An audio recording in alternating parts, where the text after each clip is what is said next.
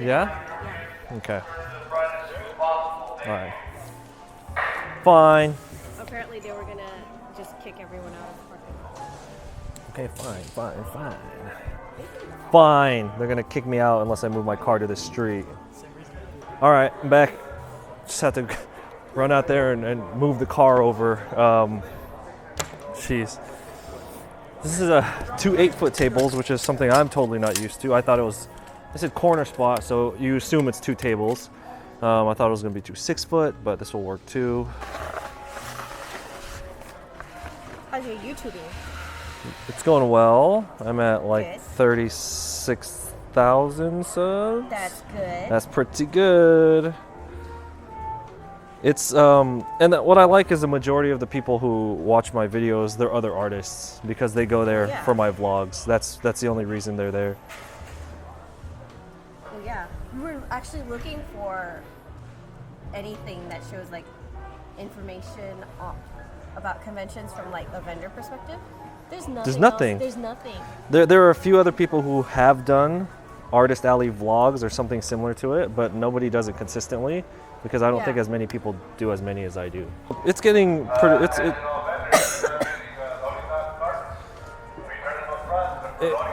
It's pretty well received. They say they're getting a lot of value out of it, so that's why I keep doing it. It's a little niche. It is very, very, yeah. But I think it's helped us a lot too. Really? Yeah. Oh shit. Cause like sometimes like it's hard to know about a show before you go there.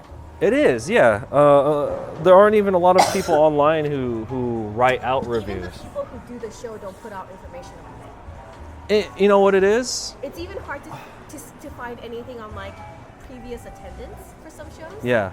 But you know what it is? A lot of artists don't want to talk about it. Like they don't want to talk about the numbers they make. They don't want to talk about how well the con was because if it goes well, a lot of them, at least that I've talked to, don't want other artists going because they're like, well, then that's going to be more competition for me. Yeah.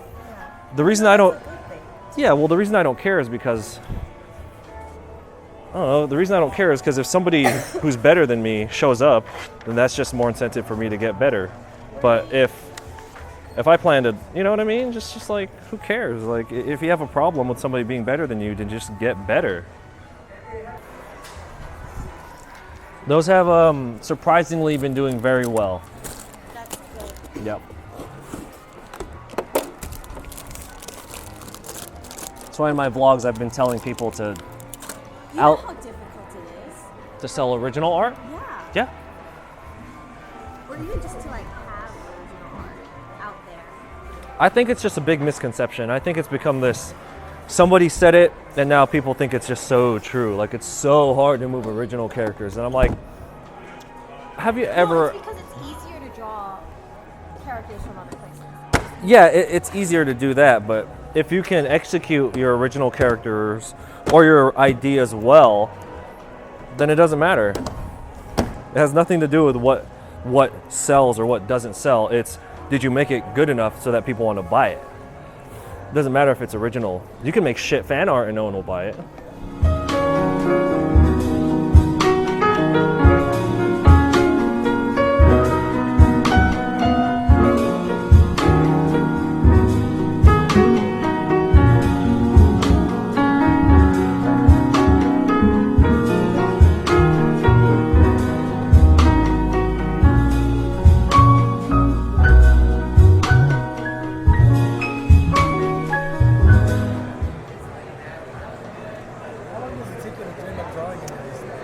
It goes anywhere from like 4 hours to 15 hours. It depends on like that one there. For some reason, this scene took me like 12 hours to draw, but I completed this entire thing in like 3 hours. So it really depends on how I'm feeling that day, what kind of brush I'm using. Well, thank you very much. Thank you. What's your name? My name is Juan. Juan. Do you have an Instagram or anything? I only have I have one, but I only made it to follow one of my friends. Okay. So I'll look for you on there. Yeah, because I'm gonna start like I'm gonna try to build up from there, but you know after you know the whole Logan Paul thing, like YouTube is gonna be like it's getting like way stricter on smaller channels, so they're like. Well, they're only stricter on monetization, but it's just like people are overreacting to that, dude. Like if you're gonna build a channel, it doesn't matter because like if you're gonna put the time and effort into it, you're gonna put the time and effort into it. Plus, when when a channel's so small, you're not gonna ever reach that payout for that money anyway. So all these little channels, like low sub channels that are like complaining about it, it doesn't affect them like at all because they weren't getting money in the first place. So it doesn't matter. Yeah. But yeah, you're right. Like I'm floating around 35 or 36,000 on YouTube right now, and even I don't break the threshold every month. Yeah. Most of the time I do, but not every month. You know what I mean? So it's just like until you get to that point, there's really nothing to concern yourself about. So yeah, if you're gonna make it anyway. Yeah. So. Oh, well, thank you very much. Cool. Thank you, Juan. Right? Yes. All right, man. Thank you very much. Yeah. Kind of a dumb question. You are the one that drew that, right? Yes. Yeah. That's not a dumb question. Yeah. Because it's so ridiculous. If I were on the other side of the table, I'd ask that too. So. How long did it take you? Wow. Thanks, man. I clocked about 520 hours on it. Very impressive. Yeah, I sent it to him the other day. I'm like, dude, this is pretty great. Yeah. So it's about 4:55 in the PM. We're about to close up shop. It was really busy for a while, and then as soon as Angry Video Game Nerd started doing autographs, everyone just lined up, and traffic pretty much died after that and just hasn't picked up since. It's okay. Hours-wise, we open from 9 to 5 today and then 9 to 4 tomorrow. So hours-wise, you are getting the same amount as a regular convention that would be like 10 to 6. The difference is when you move over the time from opening at 10 to opening at 9, what you're doing is, in my opinion, you're kind of erasing an hour worth of sales because nobody fucking wakes up at 9 on the weekends. Nobody comes in at 9 in the morning. You know, they have to wake up at 7:30, get dressed, be here, and try and find parking. Parking of which is a pain in the ass here at Frankenson. So, I mean, you open at 9, and then you're not staying open till way later. You're essentially losing time, in my opinion, but it's fine. Traffic-wise, the show's been great. If you don't know what Frankenson is, it's a fucking nerd warehouse. Is basically all Frankenson is. Go Google it, find pictures. So when Frankenson itself opens and people come in just for that, even if they don't know that this is going on here, we still get that overflow of traffic.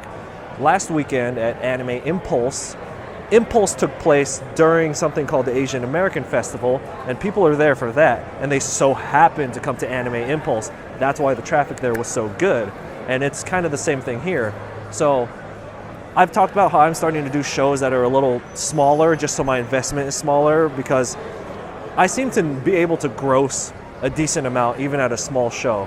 So I'm just trying to cut down my investments lately, but these smaller shows, if you could find them where they take place in a location that would get foot traffic anyway, like a shopping mall or whatever, then you should definitely give that a try. All right, that's it. Clean up day one. Today, again, went really well.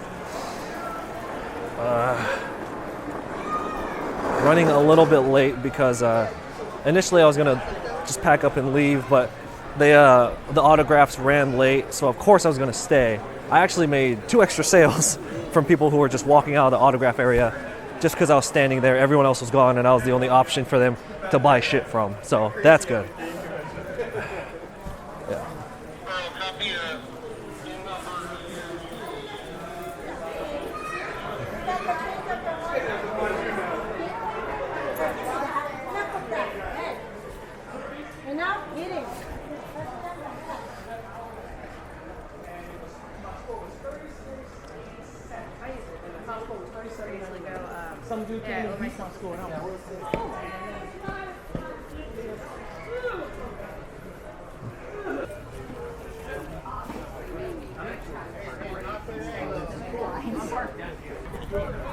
There's the shuttle that people have to take to go to the other parking lot, like way the fuck out over there.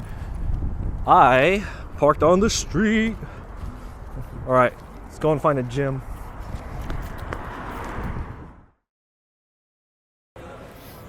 Yeah, when I draw my futuristic pieces, I don't like to push it to the point where it becomes like an intangible kind of future, like too clean. That's why I incorporate a lot of wood and like machinery and industrial stuff, because that's something that we can still see in our lifetime. Like it's a tangible future. No, I like that idea a lot. If you try to sell artwork that was made by somebody else without their permission, that's illegal, period. If you make fan art of existing characters, but you're still making original artwork, technically it's still illegal because you're using someone else's intellectual property, period. If you want to use someone else's character or intellectual property and sell fan art of that, you need to be licensed by the creators to legally do it, period. So we're getting around the end of the event, and like about half an hour left, and everyone's pretty much done, ready to go home. It definitely slowed down today compared to yesterday.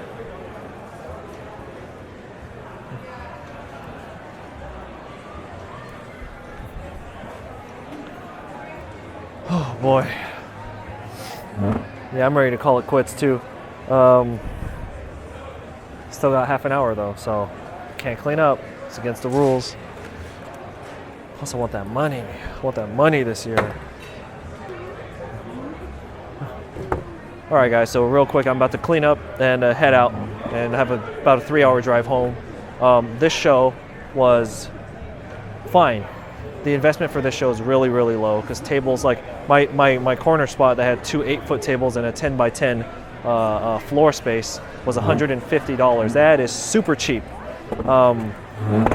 Yeah, I'll do this again next year, because Januaries are usually really slow. So the fact that you can get a solid paycheck in January during the slow season is not something to shy away from.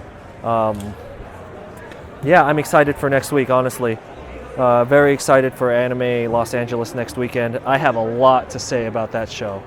They really fucked over the artists with that one. I'll give you a preview.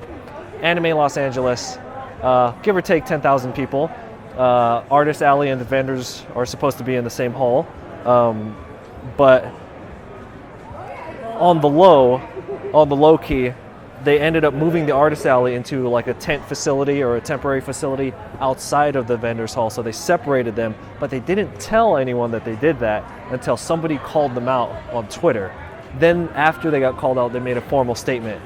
Anyway, that's just the long short of it. I'll get into it next week in the next week's vlog for Anime Los Angeles, but I'm looking forward to that, because that's my 100th show, 100th Artist Alley, and I got some real shit for that one. Real shit. So thank you all for watching. Be sure to like, comment, subscribe, ding the bell, and if you have any questions regarding the Artist Alley, please let me know, and I'll do my best to help you out. All right, guys. Peace.